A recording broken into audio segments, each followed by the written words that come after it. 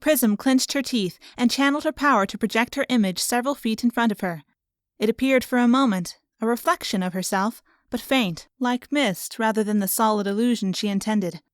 Her hands shook. Tightening her fingers into fists, she drew more of her light-bending powers to the surface. The energy crept through her body, bringing pain with it.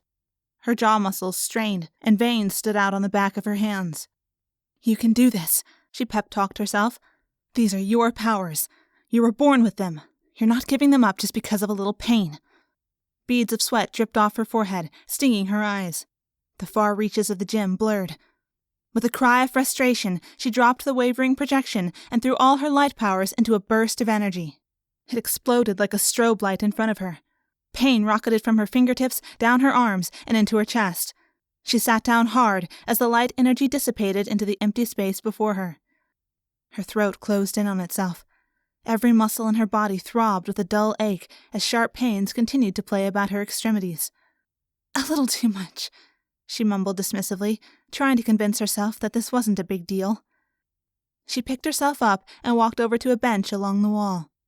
Here she claimed a towel and dabbed at her face before checking her phone for any urgent notifications. Her limbs still wobbled. "This is who I am. I'm a superhero, a light-based superhero. My hero handle is Prism, for gosh sakes." She rubbed her arms to ease away the pain. It didn't work. Trying to ignore it, she stepped back out onto the mats and ran through a yoga flow, sloppily, but the movement and fixation on breathing helped her ignore the continuing aches and prickles. After a few passes through the series of poses, she settled cross-legged and tried not to think of anything but inhaling and exhaling. Soreness radiated through her, and her hands started to shake again. With a grunt of frustration, she stomped back to the benches. Prism glanced at her phone, lying next to her spent towel.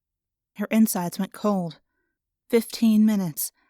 It had been 15 minutes since she'd accessed her light powers, and her body still hurt. It's getting a little longer every time. It's not getting better. It's getting worse. Oh, dear Lord, what am I going to do? Collapsing onto the bench, she stared at the far wall. If she headed upstairs, Fade would see something was wrong in her eyes. She didn't have the energy to fake a good mood right now, and her husband of just over 2 years was too perceptive not to notice that she was upset. If he pressed her, she'd break down. Maybe it's time to come clean, let him know I'm struggling. It's been nearly 6 months. There's only so much longer I can extend my maternity leave without Dosa questioning it. Heck, even Aiden is back to active duty now, and he's been through hell over the last few years. She closed her eyes. Maybe the pain was a sign from God that it was time to retire. After all, she had Ruby to think of now. Superheroing was inherently dangerous. Prism had lost her own mother to the life when she was only 4. Could she really risk being taken from her daughter? Almost every career has its inherent risks, though. And what sort of example would I set for her if I gave up on my life's work? I want her to grow up believing she can be anything, do anything. She needs to know that. The door to the gym creaked open, and voices echoed through the cavernous space. Prism hopped to her feet and pasted on a smile. Aiden, Prism's brother, and Tanvi, her best friend and longtime team member, entered. Sweat stains marred Aiden's gray t-shirt, and the sections of Tanvi's mahogany skin not concealed by her tank top and yoga pants glistened.